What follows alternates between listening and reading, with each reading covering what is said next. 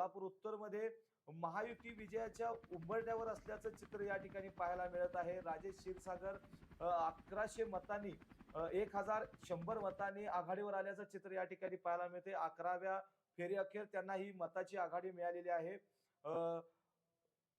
गेल्या काही फेऱ्यांमध्ये आपण ज्यावेळी चित्र पाहिलं की राजेश क्षीरसागर हे पिछाडीवर होते, मात्र आत्ताची परिस्थिती जर पाहिली तर कोल्हापूर उत्तर विधानसभा मतदारसंघातून शिवसेनेचे उमेदवार राजेश क्षीरसागर हे या मतदारसंघामधून जे काय राजेश लाटकरांनी मतांची आघाडी घेतली होती ती मतांची आघाडी तोडून तब्बल 1100 मतांनी ते आघाडीवर आलेले आहेत। त्यामुळं कार्यकर्त्यांचा जो काही एक सूर होता तो सूर काही ठिकाणी आता थांबणार असल्याचं दिसून येतंय। नक्कीच साक्षी काय वाटतंय आता काय परिस्थिती निर्माण झाली इकडं? आता ही लीड तर आता क्षीरसागर यांनी घेतलेलीच आहे, कारण